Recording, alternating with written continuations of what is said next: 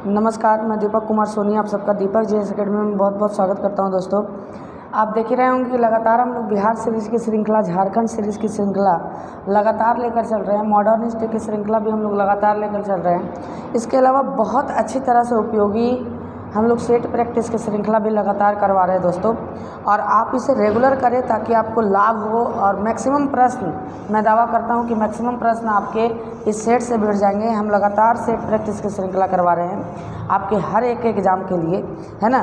जो सभी एग्ज़ाम के लिए, चाहे वो एक्साइज कांस्टेबल हो, बिहार दरोगा, झारखंड दरोगा, या कोई भी किसी भी प्रकार का एग्ज़ाम हो, आपके लिए महत्वपूर्ण होगा। झारखंड के लिए तो महत्वपूर्ण रूप से उपयोगी होगा ये, है ना। बाकी आप लोगों ने क्लास अगर नहीं देखी है, ऑन बोर्ड जो क्लास होता है ऑफलाइन क्लासेस के जैसा, तो इसका डिस्क्रिप्शन लिंक में दिया हुआ है। लिंक दिया हुआ है डिस्क्रिप्शन में, उसमें आप जाएं और क्लिक करें और बेहतरीन तरीके से अपने क्लासेस की तैयारी करें। और इस वीडियो को पूरा अंत तक देखें ताकि आपको नॉलेज हो और कॉपी कलम लेकर बैठ जाए, ताकि बेहतरीन नॉलेज आपके सामने आने वाले हैं। आइए हम सेट नंबर 15 को करने जा रहे हैं। और सेट नंबर 15 का जो पहला प्रश्न है दोस्तों, कि भारतीय संविधान का भाग 4 निम्नलिखित में से किससे संबंधित है।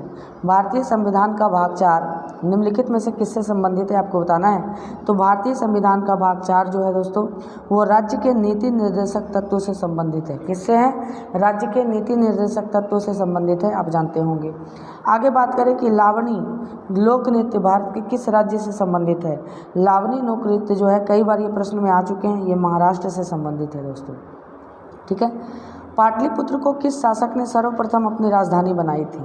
आपको बताना है कि पाटलिपुत्र को किस शासक ने सर्वप्रथम अपनी राजधानी बनाई थी। तो आप जानते ही हैं, है ना, कि हर्यक वंश के शासक उदयीन ने पटना की स्थापना की थी कुसुमपुर नाम से, और उन्होंने ही पहली राजधानी पाटलिपुत्र को अपना बनाया था। तो उदयीन ही इसका सही आंसर हो जाएगा, ठीक है। उसके बाद है चौथा नंबर प्रश्न हमारा, मेगास्थनीज की पुस्तक का नाम क्या है। तो मेगास्थनीज की पुस्तक का नाम इंडिका है दोस्तों। क्या है? इंडिका है। इसके अंतिम रूप से जो संग्रह करता थे वो मैकरिंडल थे। मैकरिंडल ने इसका अंतिम रूप से संग्रह किया था। आपको याद रखना है इन बातों को, ठीक है।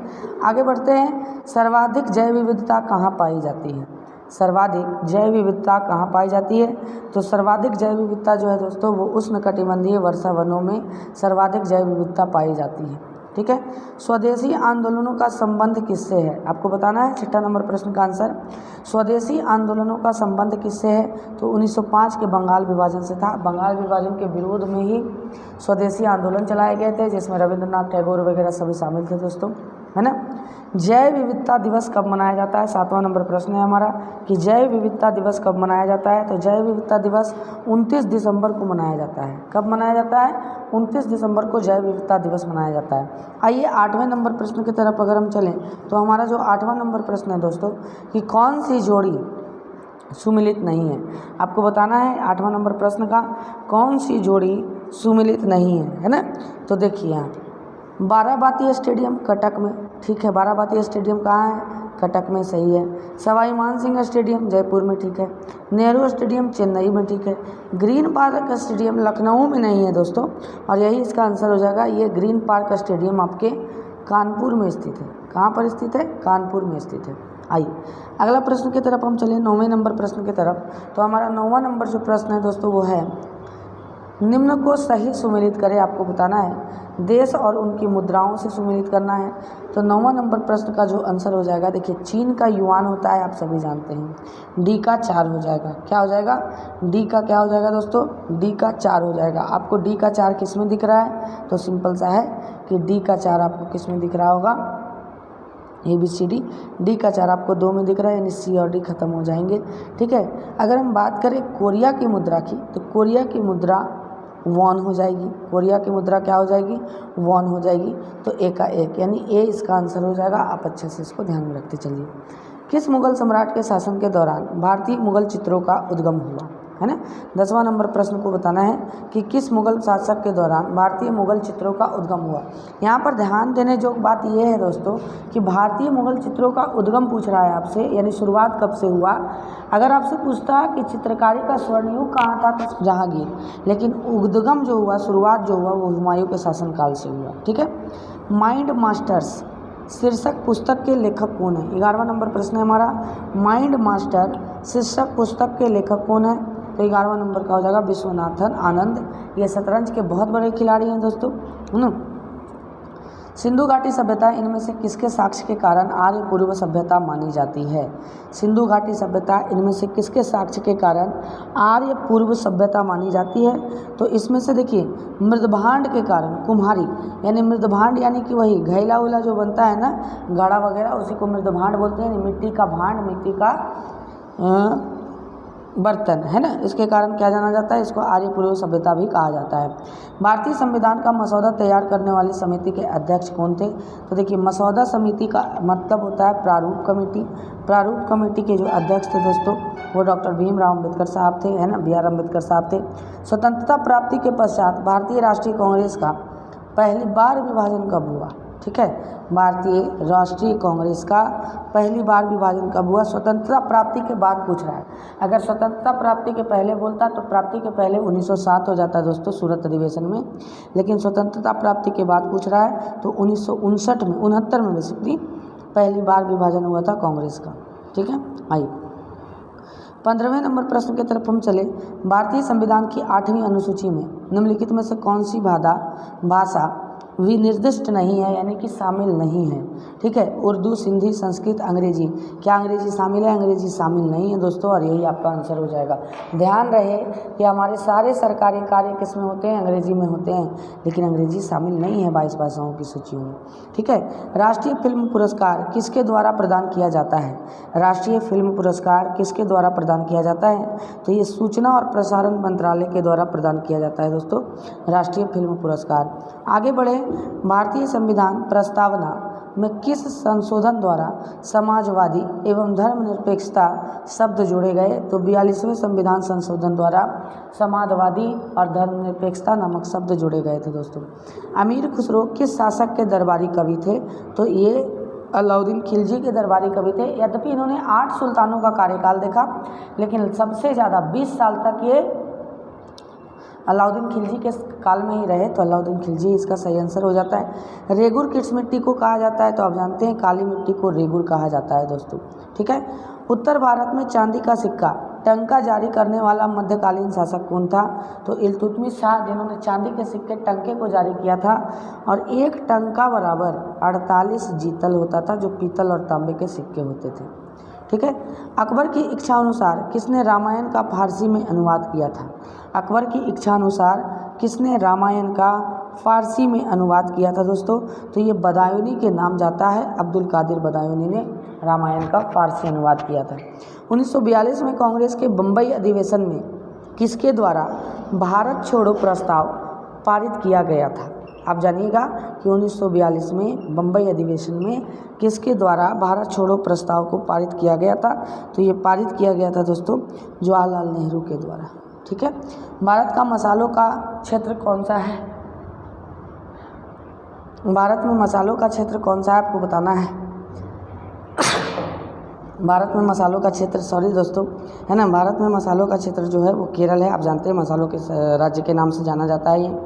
आगे बढ़ते हैं, 24वां नंबर प्रश्न है हमारा, खिलजी वंश का प्रथम शासक कौन था? तो खिलजी वंश का प्रथम शासक जलालुद्दीन खिलजी थे, आप जानते हैं इस बात को। ठीक है, आगे बढ़ें 25वें नंबर प्रश्न की तरफ। बलवंत राय मेहता समिति ने किस प्रकार की पंचायती राज व्यवस्था की अनुशंसा की थी? आप पढ़िएगा पॉलिटिकल साइंस में कि इन्होंने त्रिस्तरीय पंचायती राज व्यवस्था की अनुशंसा की थी। ठीक है, पूना समझौता महात्मा गांधी और भीमराव अंबेडकर के बीच हुआ था, है ना, 1932 में हुआ था दोस्तों पूना समझौता। पूना के यरवड़ा जेल में हुआ था ये, है ना, पूना समझौता हुआ था महात्मा गांधी और भीमराव अंबेडकर के बीच में। किस गवर्नर जनरल ने भारत में सती प्रथा का अंत किया था? तो लॉर्ड विलियम बेंटिक ने भारत में सती प्रथा का अंत किया था, ध्यान में रखना है आपको। थल सेना दिवस कब मनाया जाता है आपको बताना है। तो थल सेना दिवस 15 जनवरी को मनाया जाता है। कब मनाया जाता है? 15 जनवरी को मनाया जाता है। ओलंपिक पदक जीतने वाली सबसे पहली भारतीय महिला खिलाड़ी कौन है? ओलंपिक पदक जीतने वाली सबसे पहली भारतीय महिला खिलाड़ी कौन है आपको बताना है। तो सबसे पहली भारतीय महिला खिलाड़ी जो है दोस्तों वो कर्णम मल्लेश्वरी हैं। इनका संबंध वेट लिफ्टिंग से था, भारोत्तोलन से था। ठीक है, उत्पादन की दृष्टि से भारत की प्रमुख खाद्य फसल क्या है? यानी सबसे ज़्यादा उत्पादन भारत में किस खाद्य फसल का होता है? तो ये आपको बताना है। तो सबसे ज़्यादा चावल का फसल उत्पादित होता है दोस्तों, आप जानते ही होंगे। इसके उत्पादन में प्रथम स्थान पर पश्चिम बंगाल ही है, ध्यान में रखिएगा। आइए झारखंड के पोर्शन की तरफ हम चलते हैं। तो झारखंड का पोर्शन हमारा है, पहला ही प्रश्न है महेंद्र सिंह धोनी साहब के बारे में कि महेंद्र सिंह धोनी को वर्ष 2007 में किस खेल सम्मान से नवाजा गया था। 2007 में किस खेल सम्मान से नवाजा गया था? तो इसको बोलते हैं राजीव गांधी खेल रत्न पुरस्कार, जो अभी वर्तमान में ध्यानचंद बोल रहे हैं, हाँ, राजीव गांधी खेल रत्न पुरस्कार से सम्मानित किया गया था। इनको आपको ध्यान में रखना है, इस बात को, ठीक है, याद रखिएगा। आगे बढ़ते हैं दोस्तों।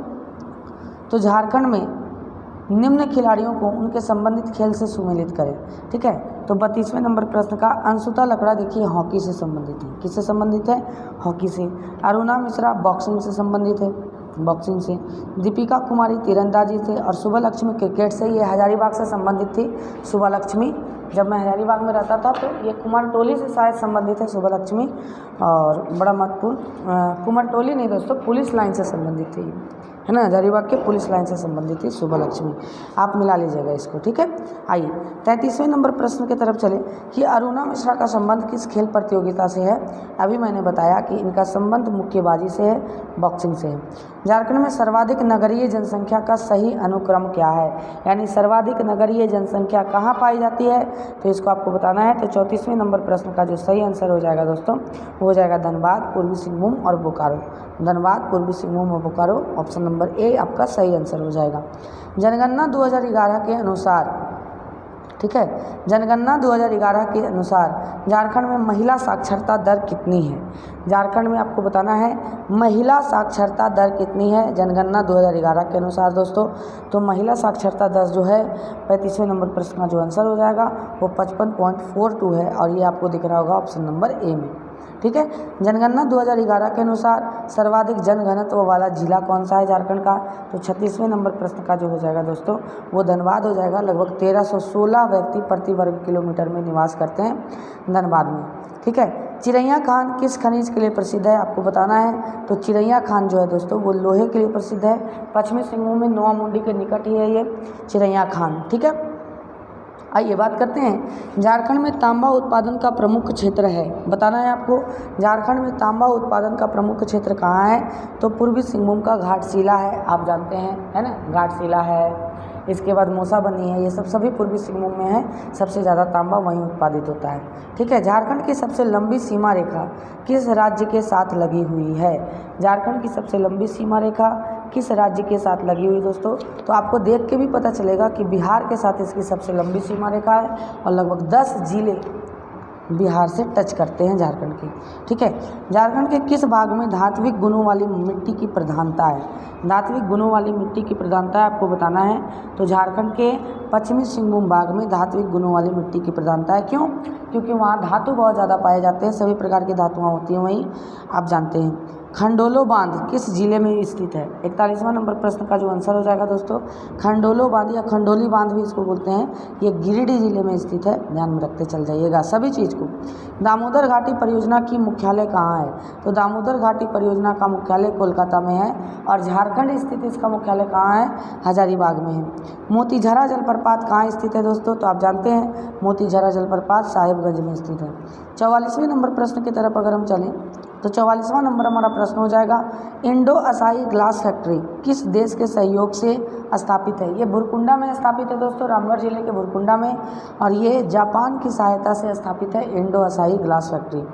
भारत कोकिंग कोल लिमिटेड का मुख्यालय कहाँ है। 45वें नंबर प्रश्न का भारत कोकिंग कोल लिमिटेड का मुख्यालय कहाँ है। तो जाहिर सी बात है जितने भी कोयला से संबंधित चीज़ है 99% चीज़ें आपके धनबाद में होंगी, आप धनबाद को ही टिक करें, याद रखिएगा, ठीक है। रियडा की स्थापना कब हुई, आपको बताना है। रियडा का मतलब होता है Ranchi industrial area development authority. इसकी स्थापना जो हुई थी दोस्तों 1982 में हुई थी रियडा की स्थापना। हिंडाल्को की स्थापना किस वर्ष हुई, तो बेसिकली हिंडाल्को की जो स्थापना हुई वो 1938 में हुई, और इसी के तहत रांची के मुरी में एल्युमिनियम फैक्ट्री स्थापित है, आप जानते हैं, ठीक है।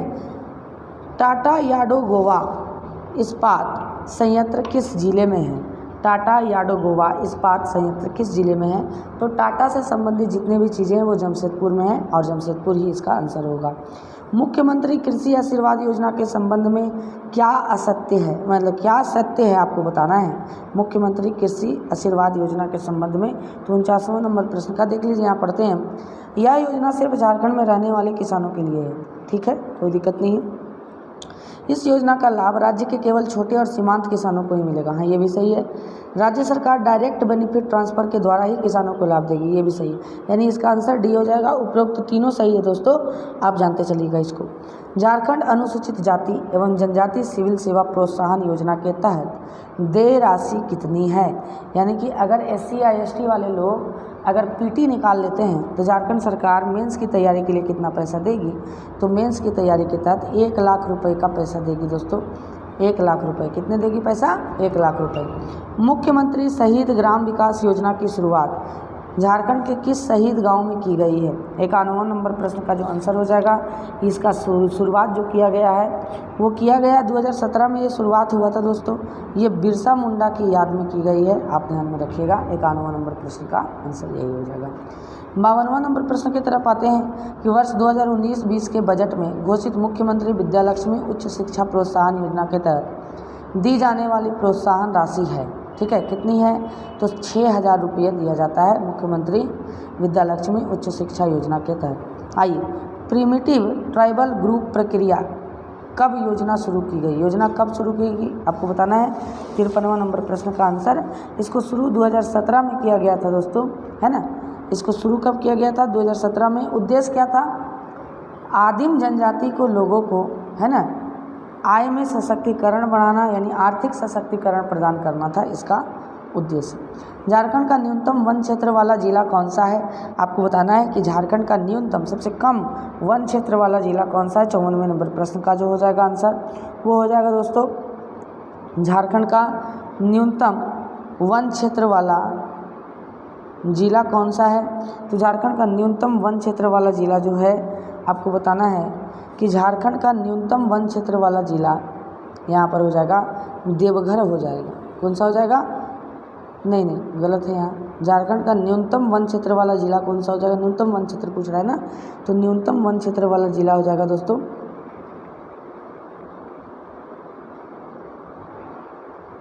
जामताड़ा हो जाएगा। न्यूनतम वन क्षेत्र वाला जिला कौन सा हो जाएगा, जामताड़ा हो जाएगा। ठीक है, जामताड़ा आपको याद रखना है, जामताड़ा हो जाएगा। आगे बात करें 55वें नंबर प्रश्न की तरफ अगर हम चलते हैं दोस्तों, तो हमारा 55वां नंबर जो प्रश्न है कि झारखंड का सर्वाधिक वन प्रतिशत वाला जिला कौन सा है। झारखंड का सर्वाधिक वन प्रतिशत वाला जिला कौन सा है। तो देखिए, झारखंड का सर्वाधिक वन प्रतिशत वाला जो जिला है दोस्तों वो लातेहार है। कौन सा है, लातेहार है, आपको याद रखना है। झारखंड का सर्वाधिक वन प्रतिशत वाला जिला जो है वो लातेहार है। ठीक है, लातेहार याद रखिएगा, लातेहार। ठीक है, आइए 57वें नंबर प्रश्न की तरफ चलेंगे। तेनूघाट पक्षी विहार किस जिले में स्थित है। तेनूघाट पक्षी विहार किस जिले में स्थित है, तो ये बोकारो जिले में स्थित है, बी हो जाएगा इसका आंसर। बात करें निम्नलिखित में से किस प्रमंडल में मध्यम सघन वनों का सर्वाधिक विस्तार है। किसका, मध्यम सघन वनों का सर्वाधिक विस्तार है, आपको बताना है। 58वां नंबर प्रश्न। ठीक है, तो मध्यम सघन वनों का सर्वाधिक विस्तार कोल्हान प्रमंडल में है दोस्तों। कहाँ पर है, कोल्हान प्रमंडल में है, याद रखिएगा, कोल्हान प्रमंडल में। आगे बात करें, झारखंड में सर्वाधिक वर्षा होती है किससे होती है, तो दक्षिण पश्चिम मानसून से होती है, आप जानते हैं इसको। ठीक है, आइए, झारखंड में लुप्त हो रही कोरवा जनजाति पर कोरवा भाषा शब्दकोश किसने तैयार किया है। 61वां नंबर प्रश्न का आंसर हो जाएगा कि कोरवा भाषा शब्दकोश किसने तैयार किया है। तो कोरवा भाषा शब्दकोश जो तैयार किया है दोस्तों वो 61वां नहीं, बेसिकली 60वां, इसमें ऑप्शन में नंबर में गलती किया है। 60वां नंबर क्वेश्चन है हमारे, 60 कीजिएगा इसको, है ना। 60वां नंबर शब्दकोश किसने तैयार किया है, तो शब्दकोश जो तैयार किया है ये 35 साल के हीरामन कोरवा ने किया है दोस्तों। हीरामन कोरवा होंगे यहाँ पर, है ना। गढ़वा से संबंध है इनका, गढ़वा के सुदूरवर्ती गाँव सिंजो गाँव से। ठीक है, याद रखिएगा। 61वां नंबर हो जाएगा हमारा, झारखंड का वह प्रथम आंदोलनकारी कौन था जिसने सिर के लिए सरकार ने 1000 रुपये पुरस्कार, बुद्धू भगत थे, है ना। बुद्धू भगत थे, कोल विद्रोह के नेतृत्व करता थे बुद्धू भगत, जिसके लिए 1000 रुपये का इनाम रखा था सरकार ने। गंगा नारायण सिंह ने किस विद्रोह का नेतृत्व किया था, तो गंगा नारायण सिंह ने दोस्तों किस विद्रोह का नेतृत्व किया था, तो भूमिज विद्रोह का नेतृत्व गंगा नारायण सिंह ने किया था। आगे बढ़ते हैं, 63वें नंबर प्रश्न की तरफ चलते हैं। तो नीलांबर पीताम्बर ने 1857 का विद्रोह किस क्षेत्र से किया था? तो पलामू के क्षेत्र से था ये, और पलामू से ही संबंधित थे नीलांबर पीताम्बर, आप जानते ही है ना। हजारीबाग में भारत छोड़ो आंदोलन का नेतृत्व किसने किया? तो हजारीबाग में भारत छोड़ो आंदोलन का जो नेतृत्व किया था दोस्तों, वो सरस्वतिया देवी ने किया था। सरस्वतिया देवी है ना, हजारीबाग जिला कांग्रेस की अध्यक्षा भी रही थी। नमक सत्याग्रह के दौरान भी ये जेल गई थी, लेकिन भारत छोड़ो आंदोलन का नेतृत्व भी सरस्वती देवी ने किया था। झारखंड का प्रथम अंतर्जातीय आदिवासी संगठन कौन सा है? 65वां नंबर प्रश्न का। तो जुएल लकड़ा के द्वारा छोटानागपुर उन्नति समाज स्थापित किया गया था, यही था प्रथम आदिवासी संगठन। ठीक है। झारखंड के जनजातियों को उनकी रीति रिवाज परंपराओं का प्रशिक्षण दिया जाता है, उस स्थान को क्या कहते हैं? तो युवा गृह के नाम से जाना जाता है उसको। हो जनजाति के ग्राम देवता निम्न में से कौन है? हो जनजाति के ग्राम देवता निम्न में से कौन है? तो पाहुई बोंगा है ना। ग्राम देवता कौन कहलाते हैं? पाहुई बोंगा। 68वां नंबर प्रश्न का हो जाएगा दोस्तों कि निम्न में से किस जनजाति को जंगल में रहने वाला के नाम से जाना जाता है? तो बिरहोर को जाना जाता है। किसको जाना जाता है? बिरहोर को। झारखंड में दायन प्रथा निषेध विधेयक कब पारित किया गया? 69वां नंबर प्रश्न है। तो दायन प्रथा निषेध विधेयक जो था वो 2001 में पारित किया गया था, ध्यान में रखना है। झारखंड की कुल कितने पंचायत अधिसूचित पंचायत की श्रेणी में आते हैं? तो 70वां नंबर प्रश्न का हो जाएगा दोस्तों 2071 पंचायत जो होते हैं अधिसूचित की श्रेणी में आते हैं, अच्छा से याद रखिएगा। अब आते हैं साइंस के पोर्शन में। तो साइंस का हमारा पहला प्रश्न और 71वां नंबर ये प्रश्न सेट का है। संलग्न यानी फ्यूज़न को बढ़ावा देने के लिए धातुओं के साथ मिलाने वाला पदार्थ क्या होता है ना। तो धातुओं के साथ मिलाने वाला पदार्थ क्या होता है, आप जानते हैं 71वें नंबर प्रश्न का। तो धातुओं के साथ जो मिलाया जाने वाला पदार्थ होता है दोस्तों, इसको कहा जाता है फ्लक्स कहा जाता है। क्या कहा जाता है? फ्लक्स कहा जाता है, फ्लक्स। देख लीजिए, मैंने पहले भी बताया था कि इसको अति करने के लिए, धातु को निष्कर्षित करने के लिए फ्लक्स की सहायता ली जाती है, फ्लक्स को मिलाया जाता है। मैंने भी इस चीज़ को बताया था, पहले भी बताया था दोस्तों, फ्लक्स। ठीक है। आइए 72वें नंबर प्रश्न की तरफ चलें। ऐसे पदार्थ को जिसका जलीय विलयन जल से अच्छा बिजली का चालक होता है। ठीक है। 72वां नंबर प्रश्न है, वो बताना है आपको। ऐसा पदार्थ जिसका जलीय विलयन अच्छा विद्युत का सुचालक होता है, तो ये होता है दोस्तों साधारण नमक का। अगर आप पानी में साधारण नमक मिला देंगे तो साधारण नमक मिलाने के बाद ये बड़ा अच्छा करंट को क्या करेगा? पास करेगा। नाइट्रिक अम्ल है ना, 95% को इसके तनु विलयन में निम्नलिखित विधि से प्राप्त किया जा सकता है। किस विधि से प्राप्त किया जा सकता है? ये 9th क्लास का क्वेश्चन है, तो याद रखिएगा। इसको निर्जलीकरण की विधि से प्राप्त किया जा सकता है दोस्तों, मैग्नीशियम नाइट्रेट के साथ। ठीक है। मेढक के दांत होते हैं। मेढक के दांत कैसे होते हैं? 74वां नंबर प्रश्न होगा आपका। तो मेढक के दांत होमोकोन्ड होते हैं, होमोडोंट होते हैं। कैसे होते हैं? होमोडोंट होते हैं, यानी छिपकली और मेढक दोनों याद रखिएगा आप, छिपकली और मेढक दोनों के दांत होमोडोंट होते हैं, याद रखिएगा।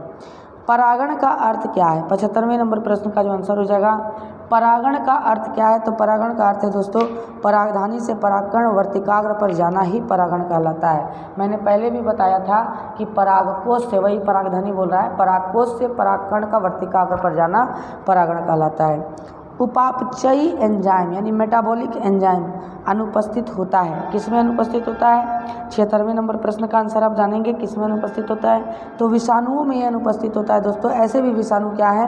अपवाद हैं। रुधिर में अधिकतर कार्बन डाइऑक्साइड ले जाई जाती है। रुधिर में अधिकतर कार्बन डाइऑक्साइड ले जाई जाती है, किसके द्वारा आपको बताना है? तो ये ले जाई जाती है दोस्तों आयनों के रूप में, बायोकार्बोनेट के आयनों के रूप में ले जाई जाती है।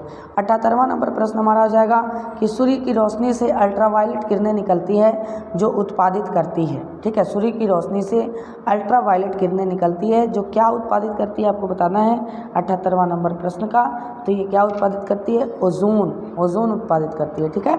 बरसात के दिनों में भूमि फिसलदार हो जाती है, किसके कारण, आपको बताना है 79 नंबर प्रश्न का। ये नील हरित शैवालों के कारण हो जाता है दोस्तों, है ना, नील हरित शैवालों के कारण हो जाता है, आपको याद रखना है। ठीक है। काय नहीं बैठता, काय वही काय होता है नील हरित शैवाल। ठीक है। 80 नंबर प्रश्न का आंसर देखिए, एक कोशिका में सर्वाधिक पाए जाने वाले पदार्थ है। कौन सा पाया जाने वाला पदार्थ है? तो सबसे ज़्यादा क्या पाया जाता है दोस्तों? तो सबसे ज़्यादा एक कोशिका में कार्बोहाइड्रेट ही पाया जाता है, आप ध्यान में रखिएगा। सबसे ज़्यादा एक कोशिका में पाया जाने वाला पदार्थ कार्बोहाइड्रेट बोल देते हैं, प्रोटीन होता है। क्या होता है? प्रोटीन होता है। आइए आगे बात करते हैं। ग्लूकोमा व ट्रैकोमा किस प्रकार की बीमारी है, कहाँ की बीमारी है ग्लूकोमा और ट्रैकोमा? तो 81वां नंबर प्रश्न का जो आंसर हो जाएगा ये आँखों की बीमारी है, ग्लूकोमा और ट्रैकोमा। सबसे अधिक अपवर्तनांक वाला आँख का अंग कौन सा है? सबसे अधिक अपवर्तनांक आँख के किस अंग का होता है? आप इसको नोट कर लीजिएगा, बड़ा महत्वपूर्ण प्रश्न बन जाएगा ये, ठीक है। तो सबसे अधिक अपवर्तनांक वाला कौन होगा? जाहिर सा बात है कि अपवर्तनांक जब भी होगा तो किसी न किसी पारदर्शी वस्तु में होगा, तो लेंस होगा इसका आंसर। निम्नलिखित पादपों में से किसका संग्रहण अंग तना नहीं है? तो शकरकंद जड़ होता है, तना नहीं होता है दोस्तों, ठीक है।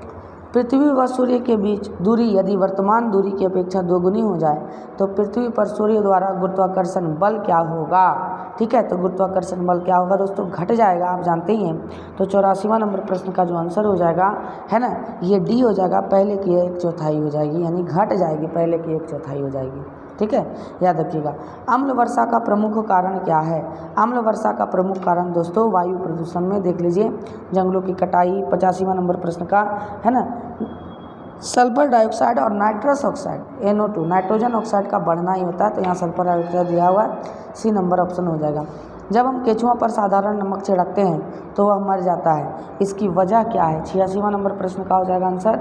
इसकी वजह होती है दोस्तों प्रसरणी प्रघात, यानी इस केंचुआ का जो ये होता है, यानी रीढ़ा संघ का सदस्य है, इसका जो स्किन होता है ये नमक को अंदर तक अवशोषित करता है, तो परासरण करता है, तो प्रसरणी प्रघात। मोटर वाहनों में पीछे का दृश्य देखने हेतु उत्तल दर्पण का प्रयोग किया जाता है, आप जानते ही हैं। हाइड्रोजन गैस भरा गुब्बारा देख लीजिए, हाइड्रोजन गैस भरा गुब्बारा 88वें नंबर प्रश्न का जो होगा है ना, ये हो जाएगा हवा में केवल तभी ऊपर उठता है जब कुल भार विस्थापित वायु के भार से बहुत कम हो। हाँ, ये ठीक है। अगर हीलियम भरा जाएगा तो ये लगातार ऊपर उठते जाएगा, लेकिन हाइड्रोजन भरा जाएगा जब हवा का भार हाइड्रोजन के भार से कम होगा, तभी ना उसको उठा पाएगा। हाइड्रोजन में हो जाएगा बेसी, तो कहाँ से उठा पाएगा? नहीं उठा पाएगा, याद रखिएगा, ठीक है, बी नंबर ऑप्शन। आइए उसके बाद 89 नंबर प्रश्न का आंसर हम लोग जानते हैं दोस्तों। तो 89 नंबर प्रश्न का जो हो जाएगा देख लीजिए, यहाँ पर टीका है और टीका का मिलान करना है आपको। तो देखिए BCG का टीका किस में दिया जाता है? तो क्षय रोग में दिया जाता है। किस में दिया जाता है? क्षय रोग में, आप जानते हैं। RIG का टीका किस में दिया जाता है? तो RIG का टीका रेबीज में दिया जाता है। क्लोरोक्विनोन का टीका किस में दिया जाता है? तो क्लोरोक्विनोन बेसिकली आप जानते हैं मलेरिया के अथी में दिया जाता है, तो अमीबिक दस्त रोधक में, और पेनिसिलिन जीवाणु वृद्धि रोधक में दिया जाता है, आप मिला लीजिएगा। 90 नंबर प्रश्न है, मछलियों के यकृत के तेल में किसकी प्रचुरता होती है? तो विटामिन D की मात्रा होती है दोस्तों। आशा करते हैं दोस्तों कि आपको ये श्रृंखला पसंद आ रही होगी, आपसे ये लाभ प्राप्त कर रहे होंगे और बहुत बेहतरीन तरीके से अपने तैयारी को आप अंजाम दे रहे होंगे। बहुत बहुत धन्यवाद दोस्तों, दीपक GS एकेडमी परिवार को इतना समय देने के लिए बहुत बहुत धन्यवाद। और दुआ में बहुत ज़्यादा याद रखिएगा। अच्छा लगे तो लाइक शेयर सब्सक्राइब करें और अपने भाई का समर्थन करें। बहुत बहुत धन्यवाद, थैंक यू।